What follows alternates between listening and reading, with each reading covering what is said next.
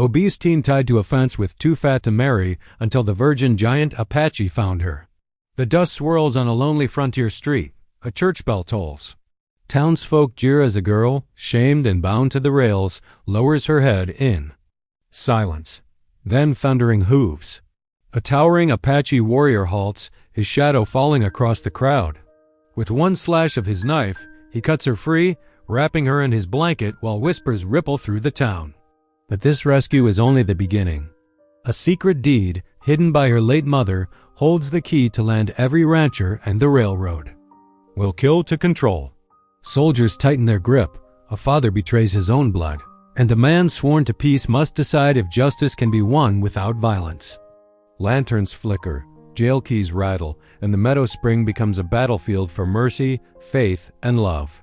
Will the girl once mocked as too fat to marry find her worth, and can the giant Apache protect her without shedding blood? Every story begins with a heartbeat. Tell me, where are you in the world today, and how are you really doing? Your words make this space feel more human. Through her tears, Christy May felt the rough hemp rope digging into her wrists. The morning sun had climbed higher, baking her exposed neck and arms. Dust from passing wagons coated her throat, making each breath feel like swallowing sand. The crude sign her father had nailed above her head cast a small shadow that offered no relief from the heat or shame. "Look at that display," a woman whispered too loudly as she passed. Sherman finally had enough of that girl's laziness. Christy squeezed her eyes shut, but she couldn't block out the snickers and whispers. Her legs trembled from standing so long, making the fence rails creak. The rope's rough fibers bit deeper every time she shifted her weight. "Mama," she whispered, "I need your strength today." The prayer fell from cracked lips as another group of townspeople gathered to gawk. Her mother's deed to the spring land was still hidden in her room, tucked safely away from her father's drunken rages. That paper was all she had left of her. Mama's love. The sound of approaching horses made her stomach clench. More witnesses to her shame. Hoofbeats slowed to a stop, followed by murmurs of surprise from the crowd. Christy kept her eyes down, watching dust settle around a pair of worn moccasins that appeared before her. A shadow fell across her face. She looked up, way up, into the stern face of a young Apache man. His black hair hung in two long braids, and his dark eyes blazed with quiet anger. Not at her, she realized, but at the rope that bound her. Without a word, he drew a hunting knife from his belt. The blade gleamed in the sunlight as he raised it. Several townsfolk gasped, but his movements were precise and controlled as he carefully sliced through the rope, taking care not to nick her skin. The moment her hands came free, they fell limply to her sides, tingling with returning blood flow.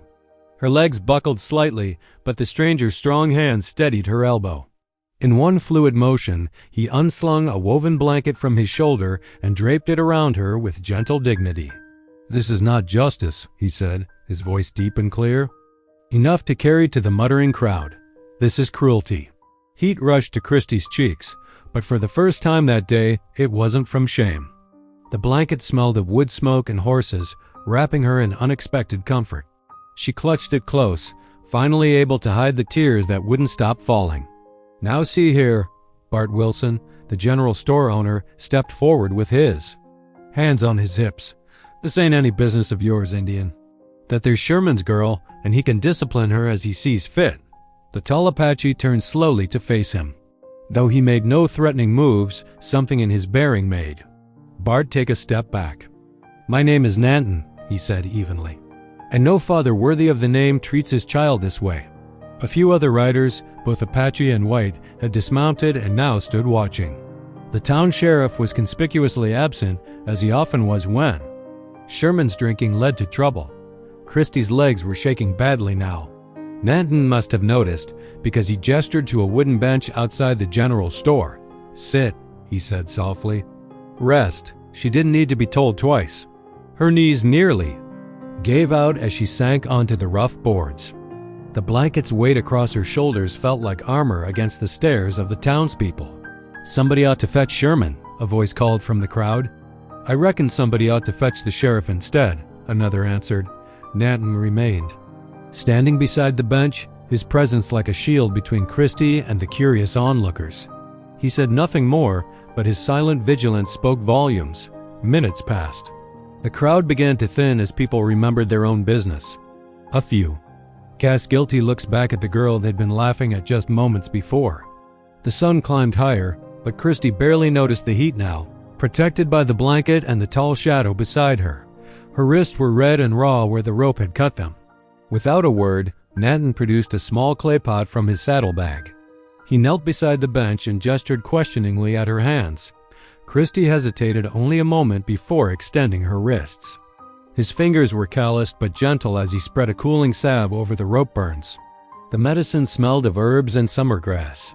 "Thank you," she whispered, her voice rough from hours of holding back sobs. He nodded once, his dark eyes meeting hers with quiet understanding. "No one deserves such treatment," he said simply. "Your father's shame is his own, not yours." Fresh tears welled up, but these felt different, like rain washing away dust rather than salt in wounds. For the first time since her mother died, someone had looked at her and seen more than just Sherman's burden of a daughter. The rest of the morning passed in a strange sort of peace. Nanton stood his ground, and none of the townsfolk seemed eager to challenge him. When her father finally stumbled out of the saloon around noon, red-faced and belligerent, he found his daughter sitting quietly under the protection of a warrior, who met his angry glare with unshakable calm. Sherman opened his mouth, no doubt to spew more bitter words, but something in Nanton's steady gaze made him think better of it. He turned and staggered away, leaving the crude sign swaying in the hot breeze. Christy watched him go, and for the first time that day, she sat up straighter. The blanket settled around her shoulders like a mantle of dignity, transforming what had begun as public humiliation into something else entirely. A moment when someone had finally seen her worth and stood up to defend it. Nanton's steady hand rested lightly on Christy's elbow as they walked away from the town square. Each step felt like wading through molasses, her legs still trembling from standing bound for so long. The whispers followed them up the dusty road toward the white-painted church on the hill. "Ain't right, an Indian taking her," someone muttered. "Better than leaving her tied up like an animal," another voice answered. The afternoon sun cast long shadows across their path as they climbed. Christy clutched Nanton's blanket tighter around her shoulders, grateful for its shield against the curious stares. She could feel the gentle strength in his steadying hand, so different from her father's rough grabbing dot at the parsonage door. Mrs. Albright burst out like a mother hen defending her chicks. Her gray hair had come loose from its usual tight bun, and her normally gentle face was fierce with righteous anger. "For shame," she called down to the scattered onlookers who'd followed them up the hill. "Call yourselves Christian folk standing by while a child suffers? Go home and pray for your hard hearts." The small crowd dispersed quickly under her stern gaze. Mrs. Albright turned to Christy, her expression softening to deep concern. "Come inside, child. Let's get you warm." The parsonage parlor was cozy and dim, with a small fire crackling in the hearth despite the warm day. Mrs. Albright guided Christy to sit in the cushioned, rocking chair closest to the flames. The chair's familiar creak brought fresh tears to Christy's eyes. Her mother had loved this very rocker, visiting with Mrs. Albright on Sunday afternoons.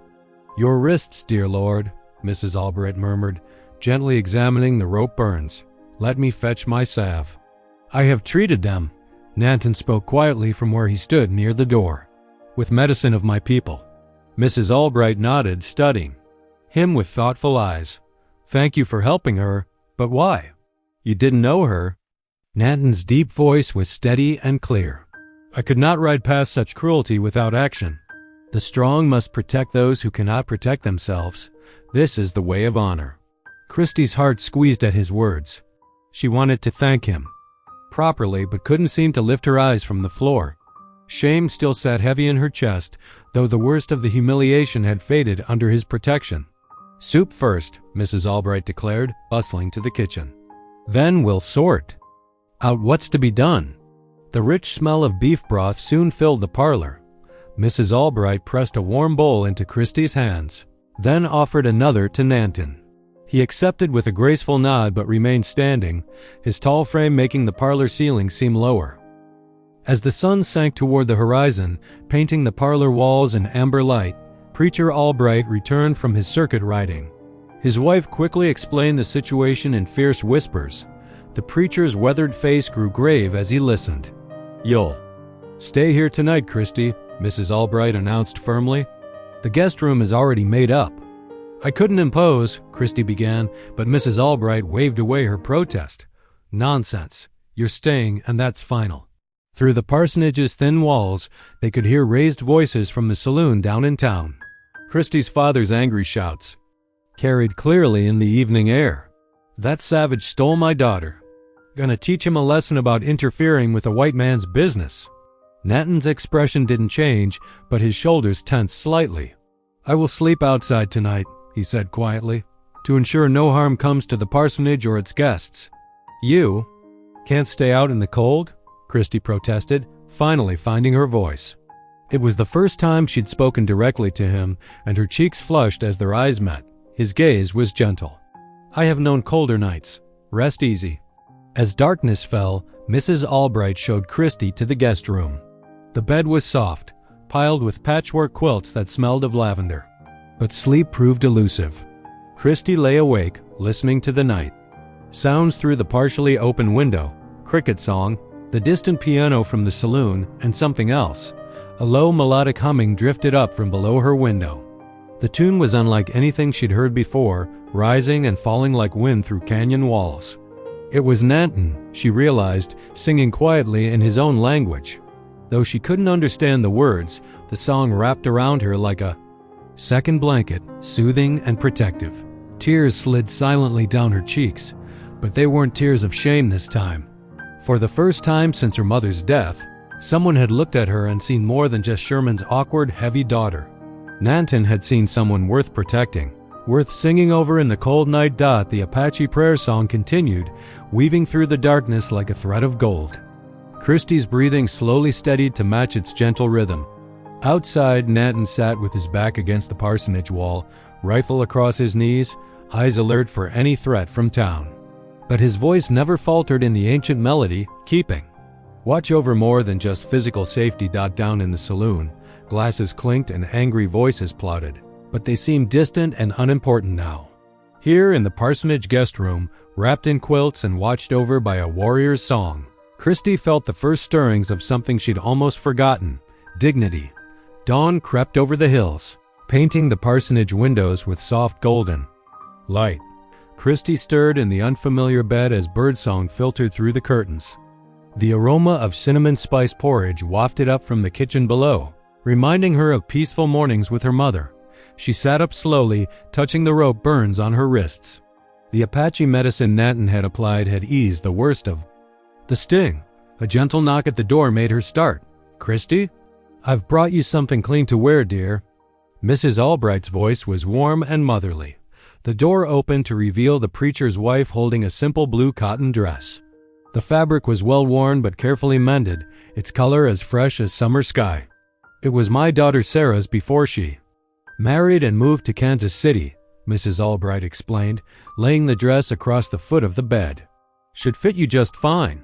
Christy ran her fingers over the soft fabric. "Thank you, ma'am. I don't deserve such kindness." "Nonsense, Mrs.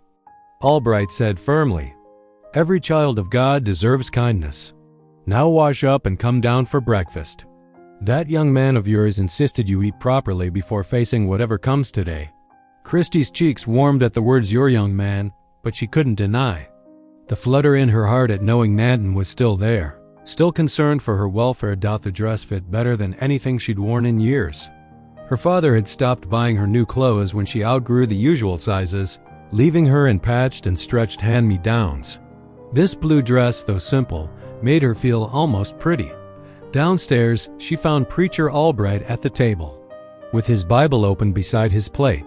Nanton sat opposite him, his posture respectful but unwavering.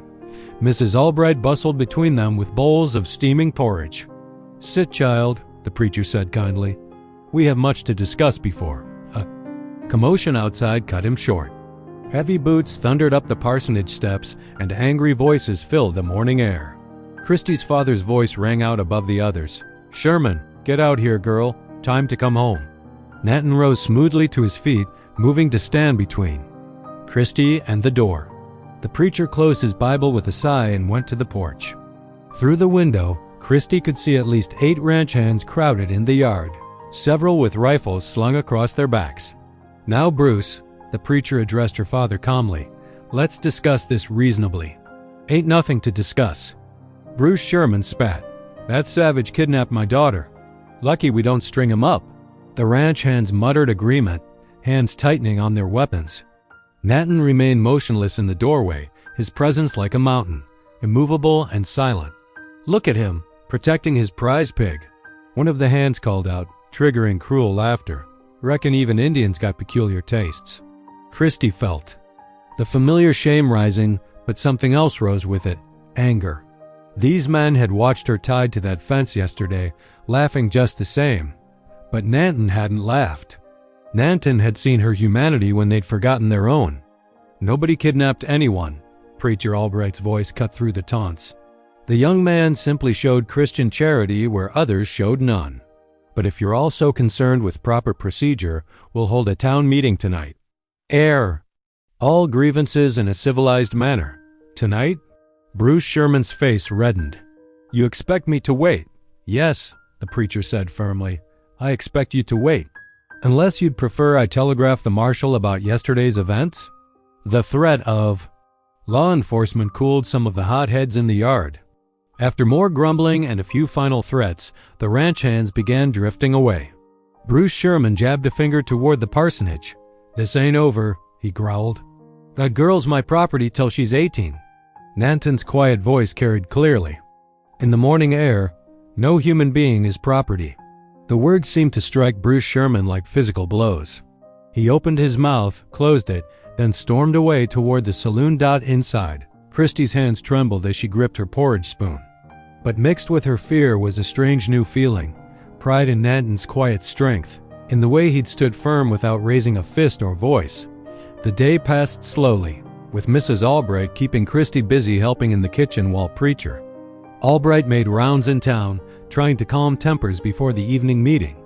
Nanton remained close to the house, his presence a constant comfort. As twilight approached, the clatter of hooves announced riders from the telegraph office. Their arrival caused a stir that drew curious townspeople into the street. Christy watched from the parsonage window as the riders shared their news with growing clusters of listeners. "Railroad surveyors," Mrs. Albright reported after stepping out to hear the gossip, "looking for water sources along the proposed route. Seems they're particularly interested in springs in this area." Something in her tone made Christy look up. From the beans she was snapping, the older woman's face held an odd expression. "Reminds me," Mrs. Albright said slowly, "of something your mother mentioned once. Papers she'd filed on some spring land before she passed." "Papers?" Christy frowned. "I never saw any papers." "No," the preacher said from the doorway, his face grave. "I expect you wouldn't have. But I witnessed their filing myself 7 years ago. Your mother was very clear. The deed was to pass to you, not your father." Christy's hand stilled on the beans. "A deed? To what?" "To 40 acres of prime grazing land," the preacher said quietly, "including the largest spring between here and the territorial line. Land that's suddenly become very valuable to certain interests." The kitchen fell silent except for the ticking of Mrs. Albright's clock. Christy felt the weight of their gazes, the preacher's concern, Mrs. Albright's worry, and Nanton's steady watchfulness from his post by the window. "Those papers," the preacher continued carefully, "might be worth a great deal to the right parties. Or they might be dangerous to have, depending on who wants that water more desperately. You may own something more coveted than you know, child." Christy looked down at her hands, still bearing faint marks from yesterday's ropes. Yesterday, she'd been nothing but Sherman's embarrassment of a daughter. Today, she might be the owner of something men would fight over. The thought was terrifying and somehow thrilling. A gunshot cracked in the distance, probably someone target practicing, but it made them all jump.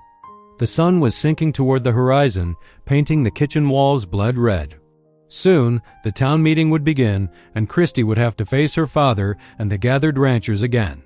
But this time, she had more than just her dignity to defend. Somewhere in this town, hidden or stolen or simply forgotten, were papers that could change everything. The morning sun had barely cleared the eastern hills when Nanton appeared at the parsonage door with 2 horses, his own paint stallion and a gentle mare borrowed from the preacher's stable. Christy hesitated at the sight of the mare, her size, making her self-conscious even about mounting. "She is strong," Nanton said simply, reading her worry. "She carries with pride." Mrs. Albright pressed a small bundle of biscuits wrapped in cloth into Christy's hands. "Go on, child. Sometimes seeing helps remembering." With Nanton's steady hand helping her up, Christy settled into the saddle. The mare shifted patiently, accepting her weight without complaint. They rode out slowly, leaving the sleeping town behind. Nanton led them east, following an old cattle trail that wound through stands of juniper and sage. "My mother used to take me riding," Christy said softly, the memory surfacing like a long-buried treasure. "Before she got sick, she'd tell me stories about the land." Nanton nodded, keeping his horse at an easy walk beside hers. "The land holds many stories. Your mother knew this." The trail curved around a rocky outcrop, and suddenly the valley opened before them. A meadow stretched wide, dotted with early spring wildflowers. Ancient cottonwoods stood sentinel at its heart, their new leaves shimmering silver green in the morning light. Christy's breath caught. "I remember this place." She urged her mare forward, memories flooding back with each step. The cottonwoods had seemed like giants to her child's eyes, their branches reaching up forever into the blue sky. Now she saw them as they truly were, magnificent but earthly. Their roots seeking the water that gave this place its power got at the center of the grove. A spring bubbled up from between moss-covered rocks, its voice a gentle song in the morning. Quiet. The water ran crystal clear, forming a small pool before meandering away in a silver thread of creek. "Mama brought me here," Christy said, her voice thick with emotion. She said this place would be my dowry someday. That no matter what anyone said about me, this land would give me choices. Nanton dismounted, helping her down from her mare. He knelt by the spring, cupping the water in his hands with reverence before letting it flow through his fingers. "Water is life," he said. "To my people, to yours, to every creature that walks this earth. Where there is strong water, there is power." He looked up at her, his dark eyes serious. "And where there is power, there is greed." Christy sank down beside him, trailing her fingers in the cool water. "The railroad wants it, and the ranchers," Nanton added, "and others who will come. Your mother was wise to secure this place for you." They spent the morning by the spring, Nanton showing her how to read the signs of wildlife that came to drink, deer tracks, coyote prints, the marks of quail in the soft earth. When they mounted up again, he took time to teach her better control of her horse, showing her how to use her knees instead of the reins, how to trust the mare's sure feet on the trail home. By the time they returned to town, the sun was westering, and people were gathering at the church hall. Christy's newfound confidence wavered at the sight of her father's wagon already parked outside.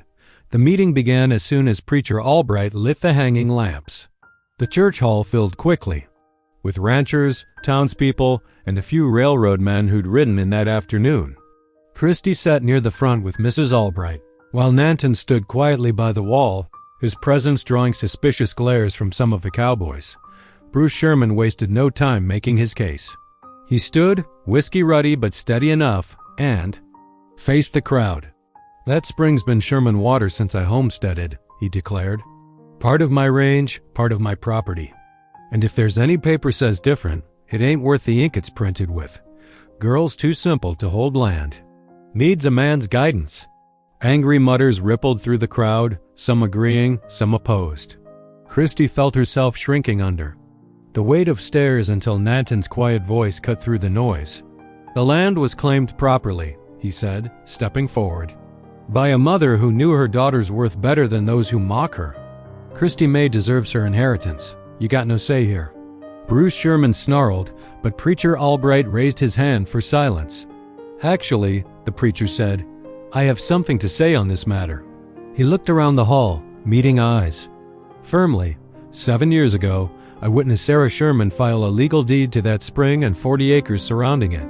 She was clear in her intent. The land was to pass to her daughter upon her death. "Where's this supposed deed then?" One of the railroad men called out. "Paper talks, preacher." "The papers exist," Preacher Albright said carefully. They were filed properly with the territorial office. Whether they're still there or elsewhere is something that will need to be determined. The hall erupted in argument. Christie heard accusations of theft, demands for proof, offers to buy claims whether proven or not. She felt overwhelmed by the sudden transformation from her father's unwanted burden to someone who might control something valuable enough to fight over. Quiet, Preacher Albright's voice cut through the chaos. This meeting is concluded for tonight. Until those papers are located, nothing more can be decided. People filed out into the deepening dark, still arguing in heated whispers. Lanterns bobbed like fireflies as townfolk headed home or toward the saloon to continue debating. Christie stood in the church doorway, watching them go, feeling the weight of responsibility settle over her like a heavy blanket. Nanton appeared beside her, solid and reassuring in the lamplight. "You are not alone in this," he said softly. She looked up at him, seeing strength and certainty in his face. "What if we can't find the papers? What if Papa destroyed them?" "Then we will find the truth another way," Nanton promised. "Your mother's. Word lives in that spring, in the land itself, and in you." The parsonage settled into a gentle rhythm over the next few days. Each morning, Christie helped Mrs. Albright knead bread dough and sweep the wooden floors, finding comfort in the familiar tasks. Through the windows, she often glimpsed Nanton's tall figure moving among the trees that bordered the church property, keeping watch. "That young man hasn't left his post for 3 days straight," Mrs. Albright remarked one morning, her hands deep in dishwater. "Only steps away long enough to tend his horse." Christie ducked her head, focusing on drying the plates. "He doesn't have to stay." "No," Mrs. Albright agreed softly. "He chooses to." Word spread through town like wildfire over fences and across store counters. Some folks whispered cruel jokes about the fat girl and her savage protector. Others spoke with quiet admiration of Nanton's dignity and Christie's newfound courage. The divide grew sharper each day, splitting the town like a lightning struck tree. On Wednesday afternoon, Mrs. Albright asked Christie to help sort through some old trunks in the parsonage attic. The space smelled of dust and cedar, afternoon light slanting through a small window. As Christie shifted a box of donated clothing, she spotted something familiar, a small leather trunk with brass corners, one she hadn't seen since her mother's. Passing. That was Mama's," she whispered. Mrs. Albright touched her shoulder gently. "Your father brought it here after she passed. Said he couldn't bear to look at it. We've kept it safe." With trembling hands, Christie opened the trunk. The scent of lavender and memory wafted up. Her mother's shawl lay on top, still holding the shape of her shoulders. Beneath it, she found a hairbrush, some letters tied with faded ribbon. And there, her mother's Bible. The Bible's leather cover was worn smooth by years of faithful hands. Christie opened it carefully, tears blurring her vision as she saw her mother's delicate handwriting marking favorite verses. As she turned the pages, a folded paper slipped from between Psalms and Proverbs. Her heart nearly stopped when she unfolded it. The territorial seal was clear at the top, the legal language precise and formal. But the important words jumped out. Like beacons, hereby grant unto Sarah Sherman ownership and rights to 40 acres surrounding the spring known as Cottonwood Basin. And below, in crisp ink, to pass upon my death to my daughter, Christie May Sherman, as sole heir, Mrs. Albright. Christie's voice shook. "Look." The preacher's wife read the document carefully, her eyes widening. "Child, this is it. The deed. Your mother filed. Your father must never have known she hid it here." Christie clutched the paper to her chest, feeling its weight like gold. When Nanton came to check on them at dusk, she showed him with hands still trembling. He read it slowly. "Respectfully, the law speaks clearly here," he said at last. "The land is yours by right of blood and paper both." His dark eyes met hers. "Your mother's wisdom protects you still." Mrs. Albright insisted they celebrate with fresh cornbread for supper. The kitchen grew warm and fragrant as she baked, while Preacher Albright studied the deed at his desk. Christie set the table, stealing glances at Nanton, who sat quietly by the window, alert to any movement outside. Over steaming cornbread and honey, Mrs. Albright cleared her throat. "There's something we need to discuss," she said carefully. "That deed gives you ownership, Christie, but as an unmarried woman, you're still vulnerable. Your father could claim guardianship, Tried to control the land through you." Christy's face burned hot. She stared at her plate, stomach churning with old shame. About her size, her unworthiness for marriage. "The only real protection," Mrs. Albright continued gently, "would be a legal marriage. A husband's name beside yours on the deed." The silence stretched thick as honey. Finally, Nanton spoke, his voice low and measured. "Among my people," he said, "marriage is sacred. I have kept myself pure, waiting for a union built on honor, not mere convenience." He bowed his head. "I took vows of chastity until I found one worthy of true partnership." Christy dared to look up, meeting his steady gaze. She saw no mockery there, no desperate grab for her land. Only quiet strength and something deeper, something that made her heart flutter. Preacher Albright set down his coffee cup with a sharp click. His face was troubled, haunted by old ghosts. "I served as a cavalry chaplain," he said heavily, "during the campaigns against your people, Nanton. I blessed soldiers who went out to burn villages. I told myself I was serving God's will. But," he passed a hand over his face, "if you two wish to marry, I will officiate. Perhaps it's a small step toward healing old wounds." The room grew still with the weight of his words. Through the window, crickets sang in the gathering dark. A shadow moved outside. Bruce Sherman, watching from behind the church woodpile, hatred twisting his features in the fading light. But inside the warm kitchen, something new and fragile was taking root. Like a spring flower pushing through rocky soil. Mrs. Albright reached out and took Christy's hand. "You don't have to decide tonight, child. But know that you have choices. Now, real choices." Christy looked around the table, at Mrs. Albright's motherly concern, the preacher's earnest repentance, and Nanton's quiet dignity. For the first time in her life, she felt the sweet possibility of belonging.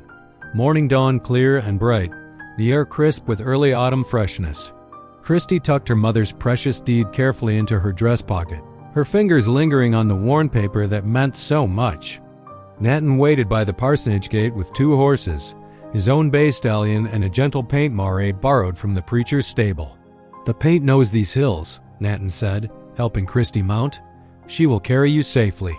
Christy settled into the saddle, still uncertain of her size on the horse's back, but Nanton adjusted the stirrups with careful hands. "There," he said, "now you and the horse move as one." They rode slowly through town, ignoring the curious stares of shopkeepers and ranch hands. Once past the last fence line, Nanton led them up into the rolling hills where sage and cedar dotted the landscape. The morning sun warmed Christy's shoulders as they followed the creek bed toward her mother's spring. "Look here," Nanton said, reining his horse to a stop beside a muddy patch. He dismounted and knelt, pointing to marks in the earth. "Deer passed at dawn. See how the tracks are fresh?" Christy slid carefully from her saddle, kneeling beside him. The prints looked like smudges to her eyes at first, but as Nanton traced their outline with his finger, she began to see the clear hoof marks, the direction of travel. "There's so much I don't know," she admitted, feeling clumsy and ignorant. Nanton's voice was gentle. "Every day brings new learning. Watch." He moved a few steps away, plucking something from between the rocks. "This is yarrow. My people use it to stop bleeding and ease fever." Throughout the morning, he showed her more treasures hidden in plain sight. Mint growing wild by the creek, rabbit trails through the brush, hawk feathers that told stories of successful hunts. Christy followed eagerly, her usual shame forgotten in the joy of discovery. When they reached the spring meadow, they sat in the shade of the cottonwoods to share the bread and cheese Mrs. Albright had packed. "Your mother chose well," Nanton said, gesturing to the clear water bubbling up from the earth. "This spring has never run dry, even in the worst droughts." Christy touched the deed in her pocket. She wanted to make sure I'd be provided for. The afternoon passed peacefully as Nanton taught her more tracking skills and plant lore.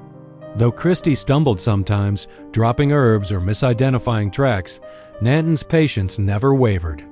His quiet pride in her small successes made her stand straighter, try harder. The sun was setting when they rode back into town.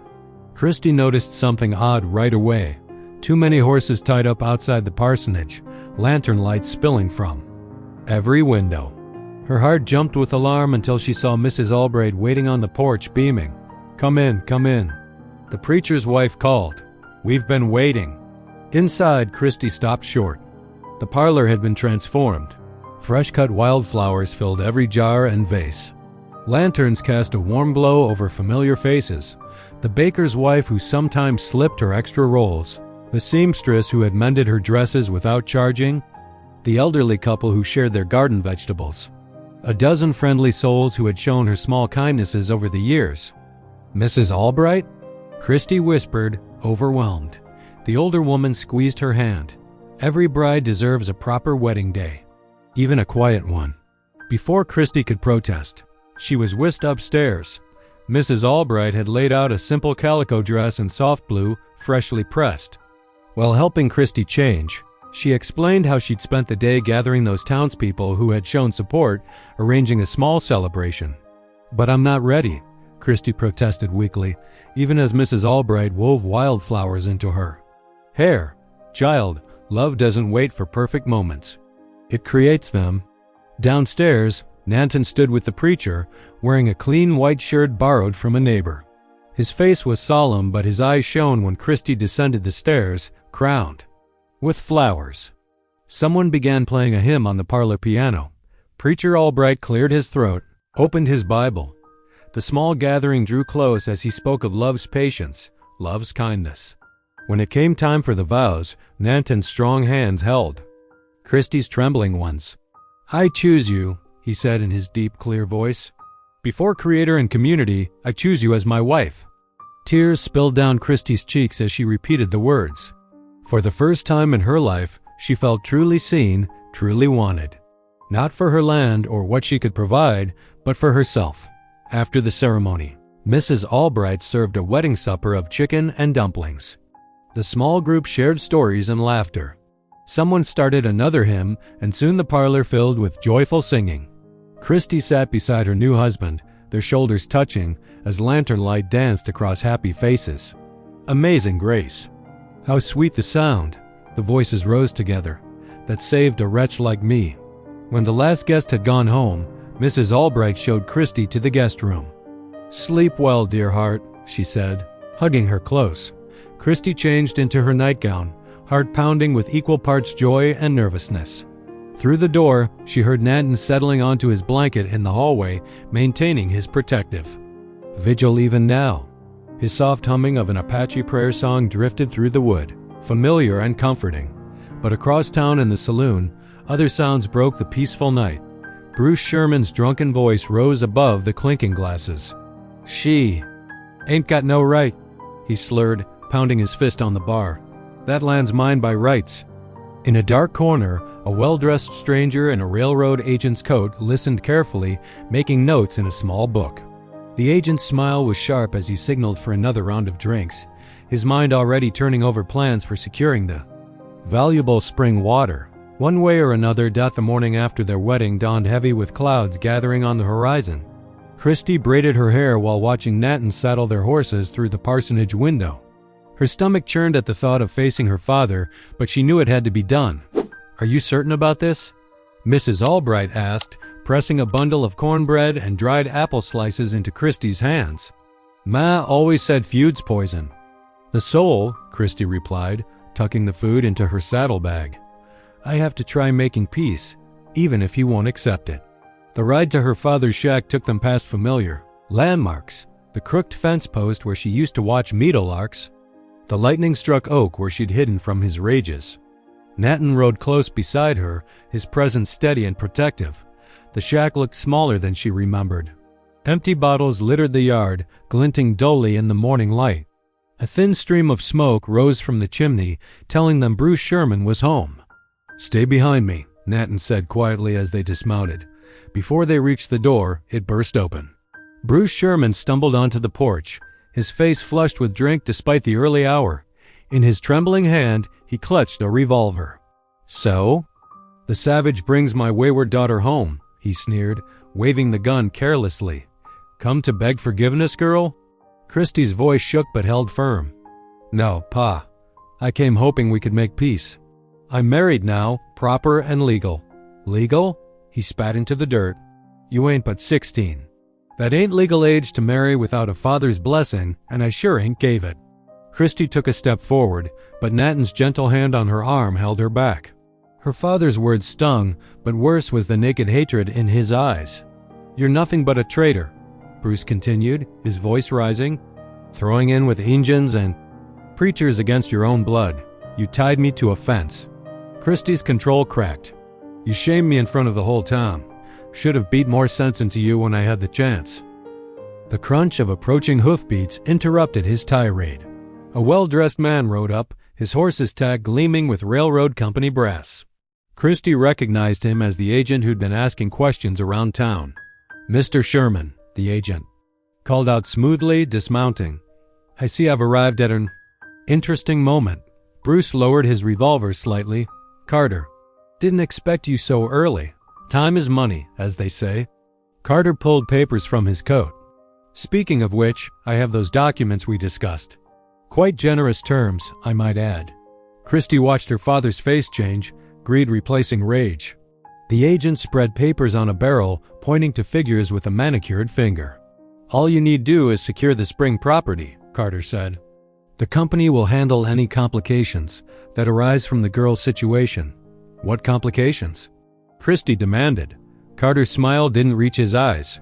"Why, arranging your future care, of course. A home for wayward girls back east, perhaps. Until you come of age. The company is quite concerned for your welfare."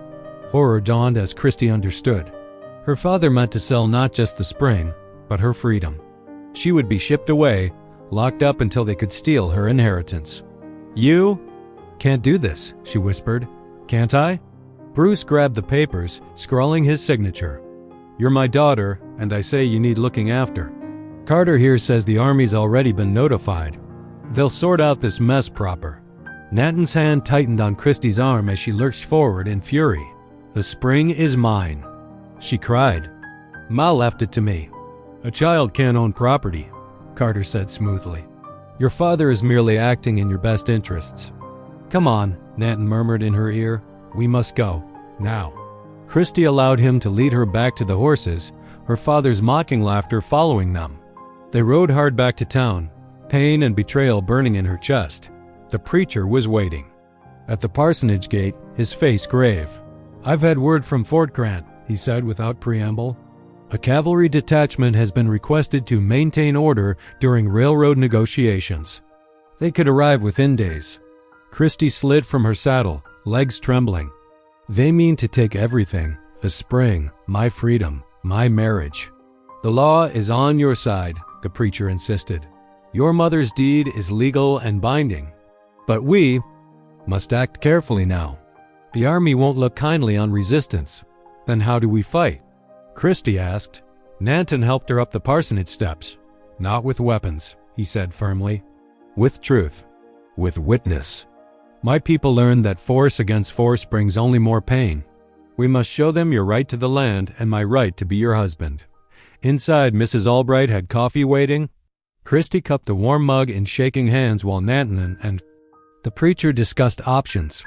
The afternoon faded into evening, but sleep felt impossible. That night, Christy lay awake in her bed, holding her mother's deed close to her heart. The paper felt fragile, yet it carried such weight. Outside her door, Nanton's familiar presence kept watch, but even his protective nearness couldn't ease her fears completely. "Please, Ma," she whispered into the darkness. "Help me be strong. Enough for what's coming. Help me be worthy of the gift you left me."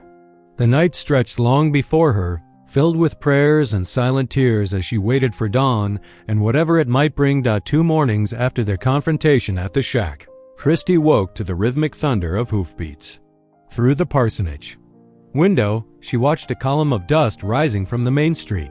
Her heart sank as blue-coated cavalry soldiers emerged from the haze, their brass buttons and rifle barrels glinting in the morning sun. Nanton stood in the yard, his face composed, but shoulders tense. He had refused to flee, saying it would only prove their enemies right. Now, as the soldiers surrounded the parsonage, Christy desperately wished he had run. A weathered captain dismounted, his spurs jingling against the packed earth. "I am Captain Harlan," he announced, unfolding a document. "I have orders to arrest one Nanton, charged with the abduction of a minor, Christina May Sherman." "That's a lie." Christy burst out of the door, her voice cracking. "He rescued me. We're married proper. With witnesses." The captain's expression hardened. "Miss Sherman, your father has sworn otherwise." "Step aside." Two soldiers moved to grab Nanton's arms. He stood still, dignified, until one twisted his wrist cruelly. Then he pulled free with a swift motion, not striking back but refusing to be dragged. "Stop resisting." The soldiers swarmed. Him. Fist struck flesh. Nanton fell to his knees, still not fighting but not submitting either. "Please." Christy tried to reach him, but rough hands shoved her back. She stumbled, watching helplessly as they bound Nanton's wrists and hauled him to his feet. Blood trickled from his lip, but his eyes met hers steadily. "Get him to the jail," Captain Harlan ordered. "The girl stays here." Christy ran to the parsonage, tears blinding her. Preacher Albright stood in his study, hands trembling as he gripped his Bible. "I'm so sorry, child. I tried sending telegrams to the territorial judge, but..." He slumped into his chair. "I cannot shield you much longer. The law sees your father's rights as paramount until you come of age." "But the deed," Christy began, "means nothing if they claim you were coerced." The preacher's voice cracked. "I've seen how the Army handles such disputes. They'll favor whatever brings the railroad through quickest." Mrs. Albright wrapped an arm around Christy's shaking shoulders. "Remember, dear heart, faith shines brightest in the darkest hours. Your mother knew that. She wouldn't want you to give up hope." Christy spent the day pacing, watching the jail through the window. As night fell, she slipped out while Mrs. Albright slept. The streets were empty except for a drowsy guard who didn't notice her creeping past the rain barrel to the jail's back window. Moonlight showed Nanton sitting against the wall, his face shadowed with bruises. "Nanton?" she whispered. He moved closer to the bars. "You shouldn't have come. It's dangerous. I had to see you." Christy pressed her fingers through the bars, touching his hand. "I'm so sorry. This is all my fault." "No." His voice was firm despite its softness. "Remember what I taught you about the night sky? The stars wheel overhead, the moon waxes and wanes, but dawn always follows darkness. It is the way of things. But what if they send you away? What if, then I will return." He squeezed her fingers. "The Apache know patience. We endure, but you must not despair. That is what they want, to break your spirit so you surrender the spring." Christy wiped her eyes. "I won't let them win, I promise." "Go now," he urged, "before the guard returns."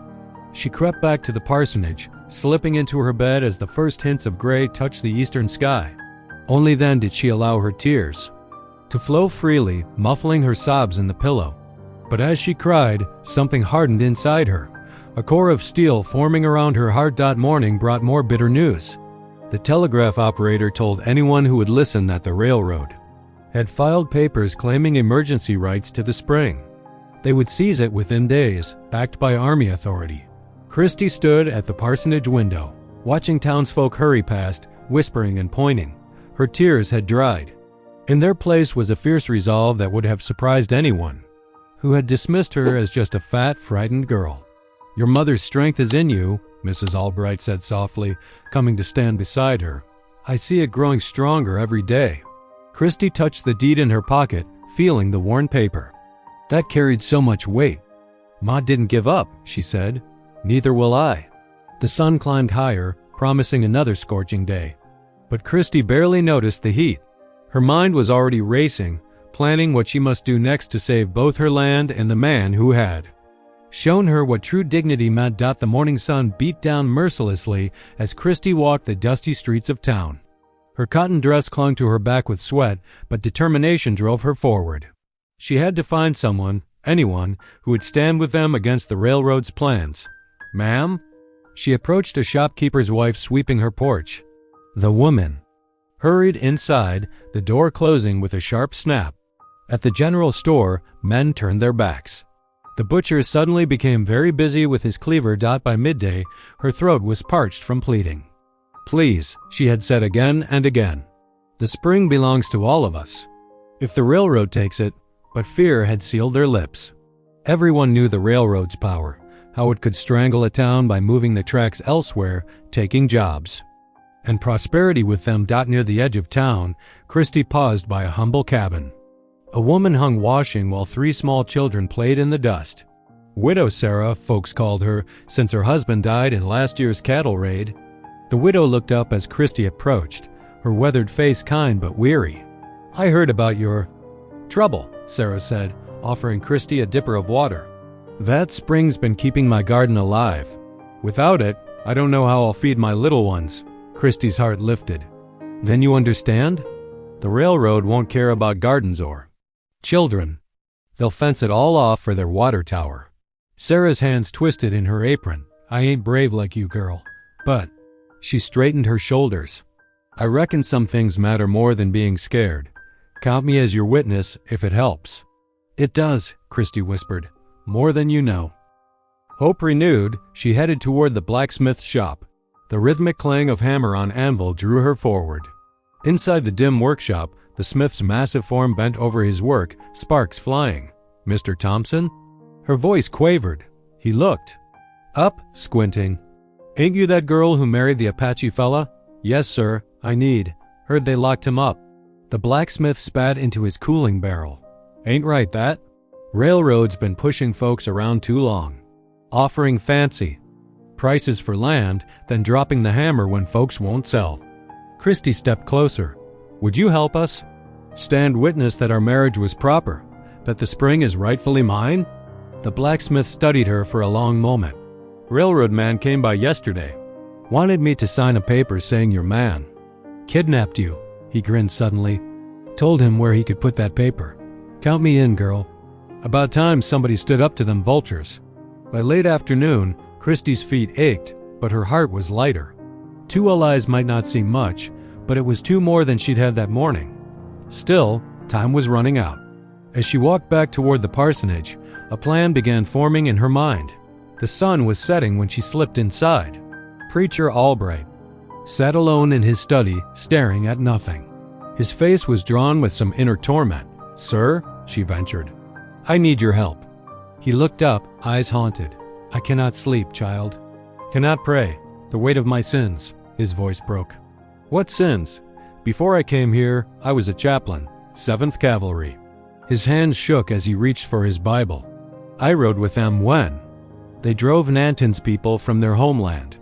I blessed the soldiers who burned their camps, scattered their families. I told myself it was God's will."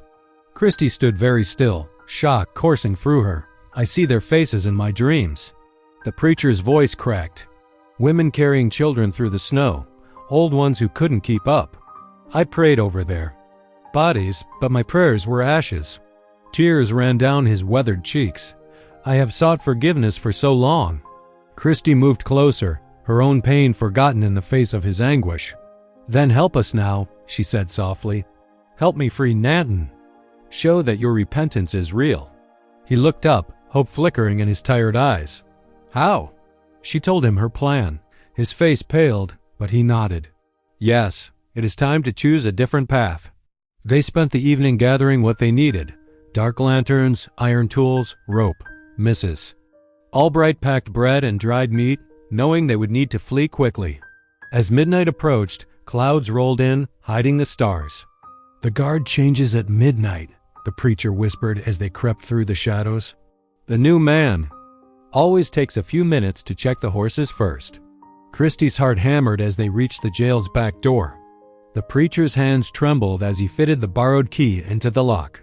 One turn, two, the mechanism clicked softly. Inside, Nanton sat up quickly. "Christy?" His whisper held disbelief. "Hurry," she breathed, helping him up. His legs were stiff. From the small cell, the preacher touched Nanton's arm. "I ask your forgiveness," he said hoarsely, "for past wrongs and for not standing against this injustice sooner." Nanton studied him in the dim light. "The past is past. Tonight you choose a better way. That is what matters." They slipped out into the darkness. As they reached the church stable where fresh horses waited, Nanton turned to Christy. "I will never forget this courage," he said softly. "You risk everything to free me." "You did the same for me," she answered, "when you cut me from that fence." Above them, the clouds parted briefly, letting starlight silver the edge of his smile. Then darkness closed in again, hiding their escape into the night. The moonless night wrapped around them like a thick blanket as they rode into the hills. Christie's legs ached from hours in the saddle, but fear drove them onward. The preacher led them along a winding deer trail while Nanton brought up the rear, alert for any pursuit. Finally, in a sheltered hollow surrounded by juniper trees, they dismounted. Christie's hand shook as she helped gather dried branches for a small fire. The flames, carefully shielded by rocks, cast dancing shadows across their tired faces. Mrs. Albright's bread, though slightly crushed from the journey, tasted like heaven after their long ride. They passed it between them in silence, each lost in their own thoughts. The preacher sat apart, his Bible open on his knee, lips moving in silent prayer. Nanton settled beside Christie, his shoulder brushing hers. Their fingers met in the darkness, intertwining. The simple touch sent warmth through her entire body. This was different from their hasty marriage of protection. This was something deeper, truer. Looking up into his face, firelight playing across his strong features, Christie realized with sudden clarity that she loved him, not just for his protection or his kindness, but for the gentle strength that lived in his heart. As if reading her thoughts, Nanton squeezed her hand. "When I first saw you tied to that fence," he said softly, "I felt the Great Spirit guiding my path. Now I understand why." Christie's heart swelled. "I was so ashamed that day," she whispered. "But you saw me differently." "I saw your courage," he replied. "It shines brighter each day." The night passed slowly. They took turns keeping watch, though exhaustion eventually claimed them. As false dawn began to paint the eastern sky, sounds of pursuit echoed through the hills, horses' hooves, men's voices, the jangle of military tack. "They're searching every hollow," the preacher said grimly, stamping out their fire's remains. "We cannot keep running forever." Nanton stood, his face set with determination. "No more hiding," he declared. "Our strength lies in standing firm, facing them in the open." He helped Christie to her feet. "They must see we act with honor, not fear." "The spring meadow," Christie said suddenly. "That's where we make our stand. It's my land, my mother's land." Memories flooded back as she spoke. Summer afternoons helping her mother plant corn in the rich soil near the spring, learning the proper depth for each seed. Her mother's voice, gentle but firm. "This land will be yours someday, Christie May. Your dowry, your strength." They mounted up, riding carefully through the morning mist. The preacher knew paths that avoided the main trails, though it meant slower going. Twice they heard riders passing nearby, but the juniper thickets kept them hidden. As the sun climbed higher, Christie's resolve deepened. Every hoofbeat brought them closer to the spring meadow, closer to facing whatever came. She was no longer the ashamed girl tied to a fence. She was a landowner, a wife, a woman choosing to stand her ground. The day passed in tense silence. They stopped only briefly to rest the horses and share the last of their provisions. By late afternoon, familiar landmarks appeared. The lightning-struck oak, the red rock formation her mother called the Sleeping Giant, the old trail leading down to the spring. Sunset painted the meadow in gold when they finally rode between the fallow, towering cottonwoods. The spring bubbled up clear and strong, just as it always had. Grass rippled in the evening breeze. Somewhere in the distance, a mourning dove called. They made camp beneath the largest cottonwood, its ancient branches spreading protectively overhead. The preacher built a small fire while Christie tended to the horses. Nanton disappeared briefly. Returning with a wooden flute from his saddlebag. As twilight deepened, he began to play. The notes floated soft and pure through the gathering darkness, a melody that seemed to speak of endurance, of hope, of love that outlasts hardship. Christie felt her trembling hands grow steady as she listened. By the fire, the preacher unfolded her mother's deed, studying it in the flickering light. His lips moved in prayer as he traced the official signatures, the careful description of boundaries. "The law is with us," he murmured. "May God grant us courage to stand firm in truth." Christie watched the stars emerge one by one above the cottonwoods. Tomorrow would bring whatever it brought. But tonight, she sat close to Nanton, their shoulders touching, his flute song weaving peace through the darkness. She was exactly where she needed to be. The preacher added more wood to the fire, its warm light pushing back the shadows. There were three unlikely allies, a circuit rider seeking redemption, an Apache warrior who chose love over vengeance, and a girl who had found her own worth, preparing to face whatever morning might bring. Nanton's song ended on a note that hung in the air like a prayer. In the distance, a coyote called, its voice echoing across the moonlit meadow. They had chosen their ground. Now they would stand together, ready to meet whatever came with the dawn. Dawn crept across the spring meadow in ribbons of pink and gold. Dew sparkled on the grass as Christy stood beneath the ancient cottonwood, her mother's Bible clutched tight against her chest. Beside her, Nanton's steady presence gave her strength. While the preacher adjusted his collar nervously, watching the trail, the sound came first hoofbeats and jangling tack, men's voices carrying on the morning air. Then riders appeared through the morning mist like ghosts taking shape. Christy's breath caught as she counted them. 6 soldiers in dusty blue uniforms, the railroad agent in his fine black coat, and her father, swaying slightly in his saddle. Captain Harlan reined his horse to a halt several yards away, dust settling around the mounted group. His weathered face was stern as he surveyed the scene, 3 figures standing their ground by the burbling spring. "Miss May," the captain called out, his voice carrying clear authority, "you are harboring an escaped prisoner. Stand aside and surrender the deed to your father's property." Christy's hands trembled, but she lifted her chin. "This is my land, Captain. My mother's deed proves it." Her father's harsh laugh cut through the morning air. "The girl's addled in the head," he sneered, taking a long pull from a silver flask. "Too simple to manage property. Always has been." The railroad agent Carter straightened his vest and stepped forward with an oily smile. "Now, my dear, let's be reasonable. Your father has already agreed to sell. The railroad requires this water source, and we're prepared to be quite generous."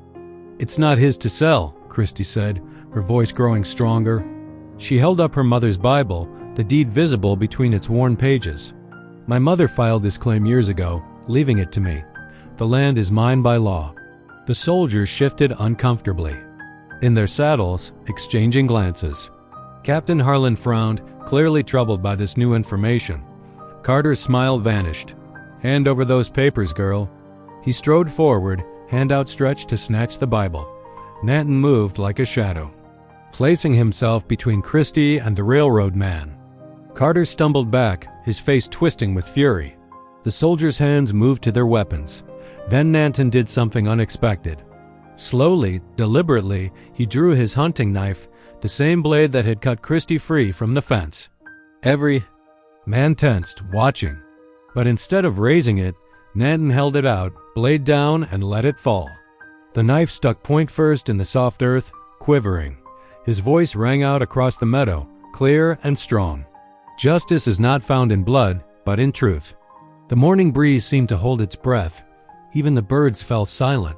Carter gaped, his rage faltering in the face of such dignity. The soldiers' hands fell away from their weapons. Preacher Albright stepped forward then, his Bible also in hand. "Captain Harlan, I can testify that this deed is genuine. Furthermore, as an ordained minister, I personally performed the legal marriage ceremony between Christy May and Nanton 6 days ago. She is a lawfully wedded wife, entitled to hold property in her own right." Murmurs rippled through the growing crowd of townsfolk who had followed the soldiers. Christy saw faces she recognized, the blacksmith, the widow and her children, farmers, who depended on the spring's water. Their expressions had changed from scorn to something like respect. "The girl's no wife," her father spat. "She's not old enough to marry without my say-so." "That's not strictly true," the preacher countered, his voice firm. "The law recognizes marriage at 16 with or without parental consent when certain conditions are met. Those conditions were satisfied, including witnesses who can attest to your public abandonment and abuse of your daughter." More murmurs from the crowd. Christy saw several heads nodding, remembering her tied to the fence, remembering years of her father's cruelty. Captain Harlan dismounted slowly, boots crunching on dry grass. He was a man who valued order, procedure. The railroad agent's clear discomfort and Nanton's powerful gesture of peace had not gone unnoticed. "May I examine the deed?" he asked quietly. Christy hesitated, then stepped forward. She opened the Bible carefully, removing the folded paper. Her fingers traced her mother's name before she handed it over. The captain read in silence while everyone waited. The morning sun climbed higher, warming the dew into mist around their feet. Finally, he looked up. "This deed appears legitimate," he announced. "Filed and recorded at the county seat 3 years ago, with proper witnesses and seals." He turned to Carter. "The railroad's claim has no legal standing against a prior deed, regardless of any verbal agreements with her father." Carter's face reddened. "Now see here. Furthermore," the captain continued, "I see no evidence of the kidnapping charged against this man." He nodded toward Nanton. "Rather, I see a legal marriage and a property owner defending her rights under law." He carefully refolded the deed and handed it back to Christie. The railroad agent sputtered, but the captain had already turned away, signaling his men to withdraw. One by one, the soldiers wheeled their horses, leaving Carter standing alone in the grass. Christie's father swayed in his saddle, rage and drink warring on his face, but even he could see the tide had turned. With a final curse, he yanked his horse's head around and galloped away, the railroad agent hurrying after him. Morning light streamed fully across the meadow now, catching the spray from the spring in rainbow glints. Christie felt Nanton's hand slip into hers, strong and sure. Together they stood watching the dust settle, the preacher's quiet prayers of thanksgiving carrying on the breeze. Around them, the remaining townsfolk drew closer, no longer a threatening crowd but neighbors beginning to understand. The widow stepped forward first, offering a tentative smile. The blacksmith nodded respectfully. Others followed, speaking softly among themselves about justice and courage. The spring bubbled steadily, as it had for generations before. This land, Christie realized, had been waiting for her all along, not just as property, but as her place. To stand tall, to find her strength, to be truly seen. The railroad agent's face twisted with fury as he watched Captain Harlan prepare to leave. His carefully laid plans were crumbling before his eyes. "This is preposterous," Carter shouted, his polished demeanor shattering. He whirled toward the soldiers. "Captain, I demand you seize that deed and arrest these people immediately." Captain Harlan turned slowly in his saddle, fixing Carter with a steel-hard gaze. "On what grounds, sir?" "The deed is legal, properly filed, and witnessed. I'll not order my men to commit an unlawful act." "The railroad's interests," Carter began, "do not supersede the law," the captain cut in firmly. "My orders are to maintain peace and uphold justice, not to steal legitimate property." The morning sun beat down. As Carter's face reddened further, he yanked a document from his coat. "I have papers here, signed by her father. Papers signed by a man with no legal right to the land." The preacher interrupted, his voice carrying across the meadow. "Those aren't worth the ink they're marked with." Christie watched the exchange, her heart pounding. She felt Nanton's reassuring presence beside her, solid as the ancient cottonwood at their backs. The spring burbled peacefully, seeming to mock the tension in the air. "No!" The raw shout came from her father. He slid clumsily from his saddle, the silver flask falling forgotten from his coat. "You ain't taking what's mine, girl." He lunged forward, hands curved like claws. But before he could reach Christie, Nanton moved. Without violence, without rage, he simply stepped between them, becoming an immovable barrier. Christie's father bounced off Nanton's broad chest and stumbled backward. Then something remarkable happened. The blacksmith, his leather apron still dusted with coal, stepped forward and caught her father's arm. The widow Sarah moved to his other side, her work-worn hands surprisingly strong as she helped restrain him. "That's enough, May," the blacksmith rumbled. "You've brought shame enough to this town with your cruelty." "She suffered more than any child should," the widow added, her quiet voice carrying moral weight. "We all stood by too long, watching. You heard her, no more." Other townspeople moved forward, forming a protective circle around Christie and Nanton. Faces that had once turned away in discomfort or laughed at her shame now showed determination and regret. The preacher's wife dabbed at her eyes with her handkerchief, while several ranch hands who'd once followed her father's lead now turned their backs on him. "You see?" The widow raised her voice to the soldiers. "We're witnesses to years of his abuse. We saw him tie her to that fence, shame her before the whole town. And we saw this good man," she nodded to Nanton, "treat her with nothing but respect and dignity." The blacksmith's deep voice joined in. "The spring water serves all our farms, all our children. Better in her honest hands than sold to Lina. Railroad's pockets. Carter's face had gone from red to pale as he watched his support crumble. The soldiers sat uncomfortably in their saddles, clearly unwilling to move against the united townspeople, even those who might have harbored prejudice against. Nanton could not deny the stark contrast between his dignified behavior and the railroad's greedy schemes. "This isn't over," Carter snarled, backing toward his horse. "The railroad has means. You people can't imagine. We'll be back with more men, more authority. Then we'll be waiting," the blacksmith answered firmly. "All of us." The railroad agent swung onto his horse, his fine coat now dust-covered and wrinkled. "Come on," he snapped at Christie's father, who still struggled weakly in the townspeople's grip. "This is a waste of time." But her father wasn't finished. As the restraining hands loosened, he spat on the ground. "You ain't no daughter of mine." He growled, "Never was." Christie felt the words like physical blows, but she stood straighter. "No," she said clearly, "I'm my mother's daughter. And this is her land." The captain raised his hand in a signal, and his men wheeled their horses. They rode out with military precision, leaving Carter to follow alone, his dignity in tatters. Her father staggered to his horse and mounted clumsily, swaying as he turned to follow the railroad man. As the dust settled, Christie's legs finally gave way. She sagged against Nanton, tears streaming down her face as the morning's tension released. Its grip, his strong arms caught her, holding her close as she wept. But these were different tears than the ones she'd shed tied to that fence. These were tears of relief, of liberation, of a burden finally lifted. Through blurred eyes, she saw the townspeople gathering closer, not to mock but to support. The widow pressed a clean handkerchief into her hands. The blacksmith's wife appeared with a jug of cool water. Children who had once been warned away from her now peeked shyly from behind their mother's skirts, offering tentative smiles. "You showed real courage, child," the preacher said softly. "Both of you did." He looked at Nanton with deep respect. "Courage and wisdom beyond your years." The late morning sun painted the meadow in warm gold. The spring's music seemed louder now, a celebration of life and renewal. This place that had been her mother's dream, that had almost been stolen by greed, now felt truly like home. "Your mother would be proud," Mrs. Albright whispered, squeezing Christie's hand. "So very proud."